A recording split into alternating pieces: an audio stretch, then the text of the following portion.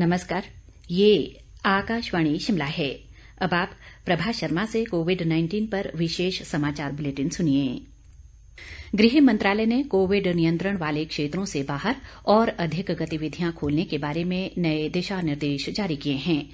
राज्यों और केंद्र शासित प्रदेशों को निर्देश दिए गए हैं कि कंटेनमेंट जोन से बाहर किसी भी क्षेत्र में केंद्र से पूर्व परामर्श के बगैर स्थानीय लॉकडाउन लागू न किया जाए। आज से लागू नए दिशा निर्देशों के मुताबिक राज्य के भीतर व विभिन्न राज्यों के बीच वस्तुओं और लोगों के आवागमन पर कोई प्रतिबंध नहीं होगा।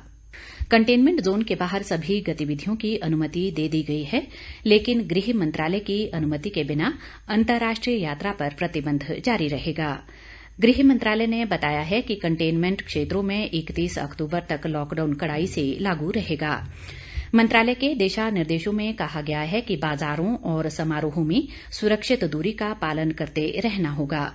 65 वर्ष से अधिक आयु वाले और लंबी बीमारी से जूझ रहे व्यक्तियों, गर्भवती महिलाओं और 10 वर्ष से कम आयु के बच्चों को घर पर ही रहने की सलाह दी गई है। सरकार ने अपील की है कि आरोग्य सेतु ऐप को बढ़ावा देना जारी रहना चाहिए। देश में कोरोना संक्रमण से स्वस्थ होने वाले मरीजों की दर बढ़कर 83.54% हो गई है। संक्रमण से अब तक 52,72,202 मरीज स्वस्थ हो चुके हैं। देश में कोरोना संक्रमित मरीजों की संख्या बढ़कर 63,12,585 हो गई है। मौजूदा समय में 9,40,705 कोरोना रोगी देश के विभिन्न अस्पतालों में उपचाराधीन हैं। संक्रमण से अब तक देश भर में 98,678 लोगों की मौत हो चुकी है।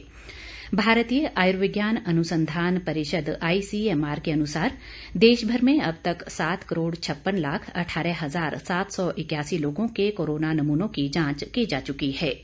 पिछले 24 घंटों के दौरान 14,23,052 लोगों की कोविड जांच की गई। प्रदेश में कोरोना वायरस मामलों की संख्या बढ़कर 14,976 हो गई है। पिछले 24 घंटों के दौरान प्रदेश में कोरोना के 229 नए मामलों की पुष्टि हुई है।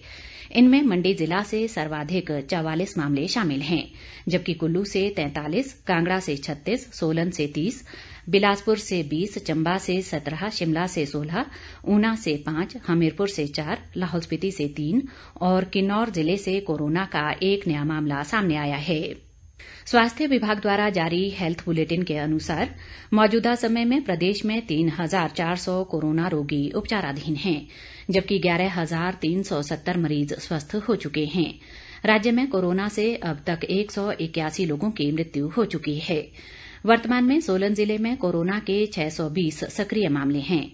इसी तरह कांगड़ा में 513, मंडी में 494, शिमला में 428, सिरमौर में 276, ऊना में 240, बिलासपुर में 235, कुल्लू में 223, हमीरपुर में 154, चंबा में 109, लाहौल स्पीति में 58 और किन्नौर जिले में 50 कोरोना रोगी उपचाराधीन हैं।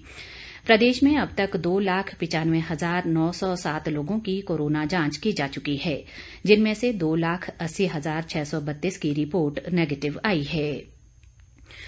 इस बीच केंद्रीय वित्त व कॉरपोरेट मामले राज्य मंत्री अनुराग ठाकुर की कोरोना टेस्ट रिपोर्ट भी नेगेटिव आई है। राज्यसभा सांसद इंदु गोस्वामी के कोरोना पॉजिटिव आने के बाद अनुराग ठाकुर पिछले 6 दिनों से एहतियात के तौर पर आइसोलेशन में थे। गौरतलब है कि इंदु गोस्वामी ने दिल्ली में अनुराग ठाकुर से मुलाकात की थी। आज अंतर्राष्ट्रीय वरिष्ठ नागरिक दिवस है। वृद्धजनों के साथ होने वाले अन्याय, उपेक्षा व दुर्व्यवहार पर लगाम लगाने के उद्देश्य से हर वर्ष 1 अक्टूबर को ये दिवस मनाया जाता है। इस अवसर पर प्रदेश में अनेक जागरूकता कार्यक्रम आयोजित किए जाएंगे। स्वास्थ्य विभाग के राज्य कार्यक्रम अधिकारी डॉक्टर गोपाल चौहान ने कहा है कि कोरोना महामारी को देखते हुए इस वर्ष वरिष्ठ नागरिक दिवस का महत्व और भी बढ़ गया है, क्योंकि इस महामारी के दौरान वरिष्ठ नागरिकों के स्वास्थ्य पर विशेष रूप से ध्यान देने की जरूरत है। उन्होंने इस महामारी से बचाव के लिए वरिष्ठ नागरिकों को नियमित योग व व्यायाम करने सहित खानपान पर विशेष ध्यान देने की सलाह दी है। डॉक्टर गोपाल चौहान ने बुजुर्गों से उचित सामाजिक दूरी बनाए रखने और किसी भी बीमारी की अवस्था में नियमित रूप से दवाइयां लेने का आग्रह भी किया है। देश में विश्व स्वास्थ्य संगठन की सिफारिश की तुलना में 5 गुना से भी अधिक कोविड जांच हो रही है।